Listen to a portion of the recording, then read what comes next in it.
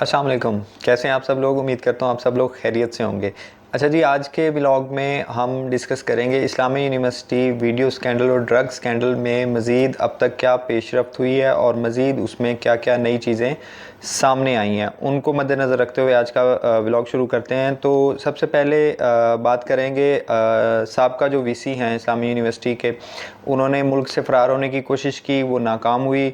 उसके बाद वो कायमा कमेटी के सामने पेश हुए। इसके अलावा यहाँ से जो बहावलपुर पुलिस ने एक रिपोर्ट, स्पेशल रिपोर्ट बना के भेजी सीएम पंजाब को।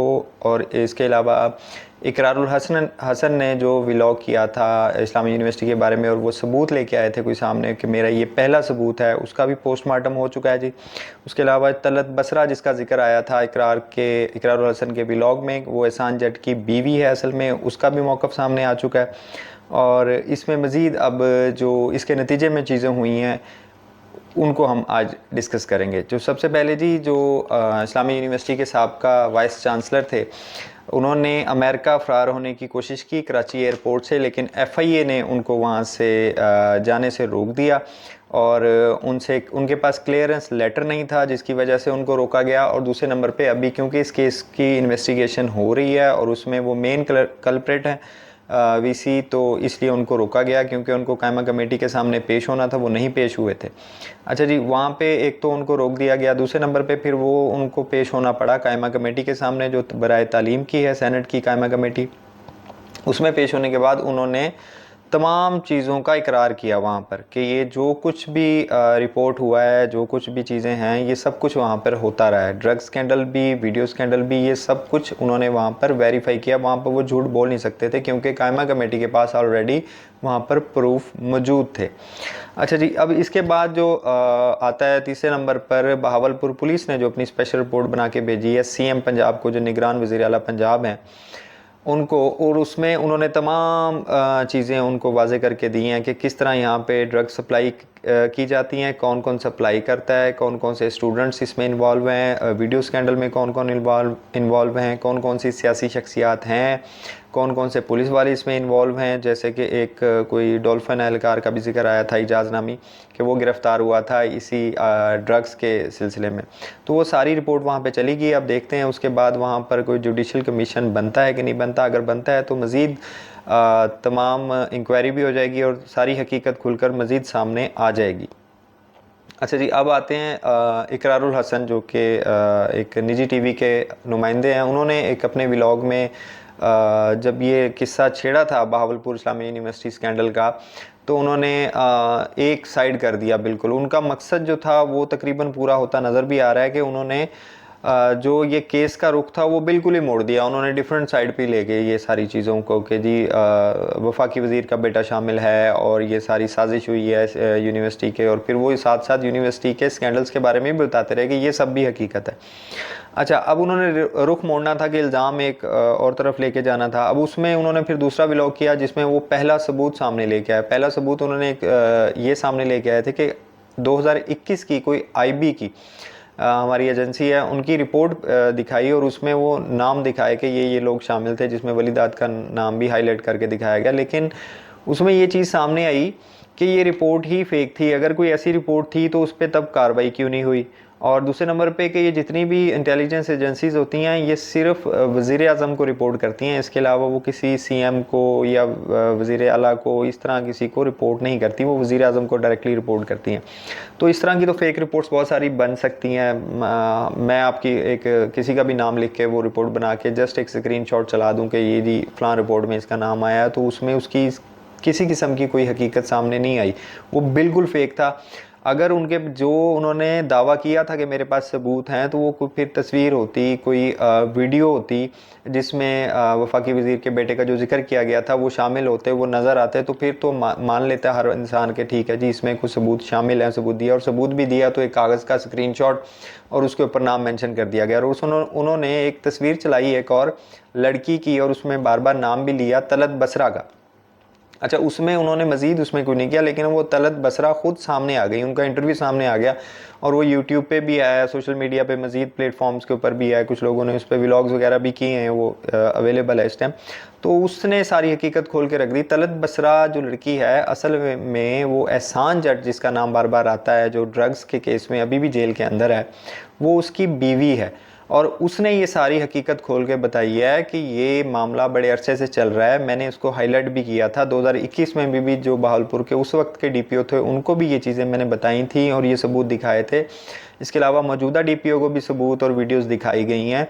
इससे पहले 2021 में ही इकरारुल हसन को भी राब्ता करके ये सारी चीज़ें दिखाई गई थी कि आप आएँ यहाँ पर प्रोग्राम करें या इसकी इन्वेस्टिगेशन करके ये यहाँ पे लड़कियों के साथ जो कुछ हो रहा है इसको एक्सपोज करें।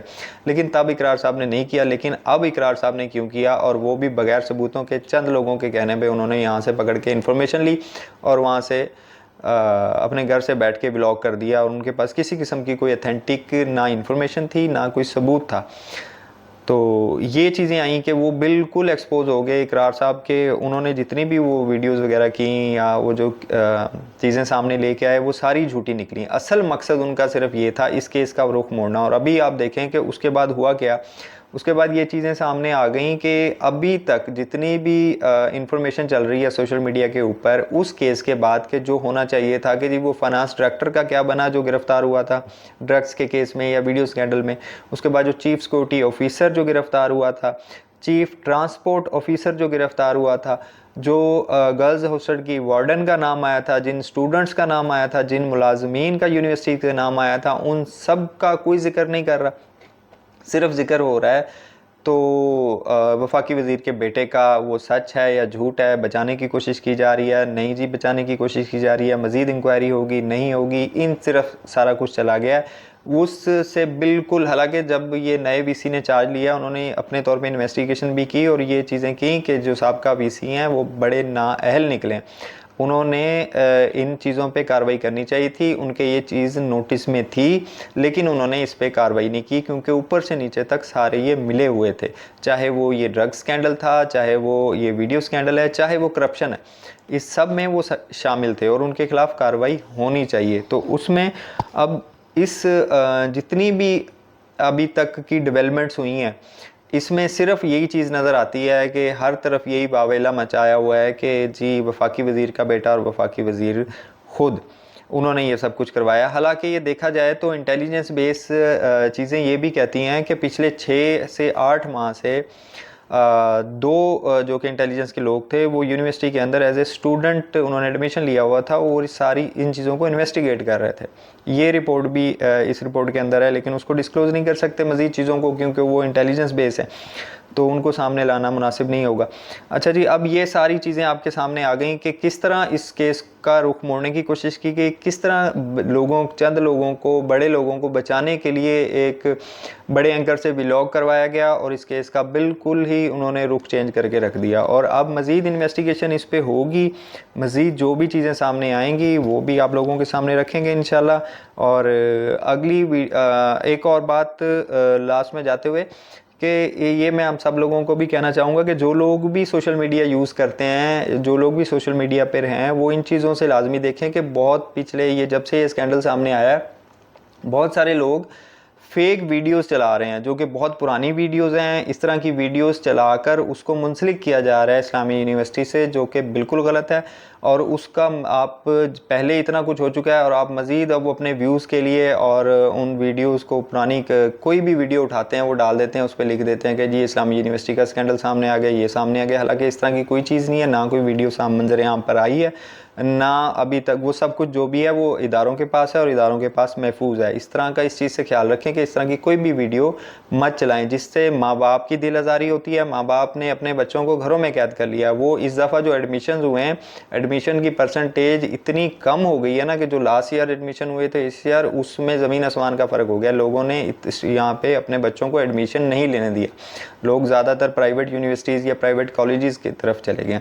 तो इससे गुरेज करें कि किसी की दिल आज़ारी भी ना हो, आप इस तरह की वीडियोस भी ना चलाएं। और इसके साथ मज़ीद जो इसके साथ आगे अब कार्रवाई होगी, मज़ीद इन्वेस्टिगेशन होगी, मज़ीद जो बातें सामने आएंगी इंशाल्लाह अगले व्लॉग में मैं आपके सामने लेके आऊँगा। तब तक इजाज़त दीजिए, अल्लाह हाफ़िज़।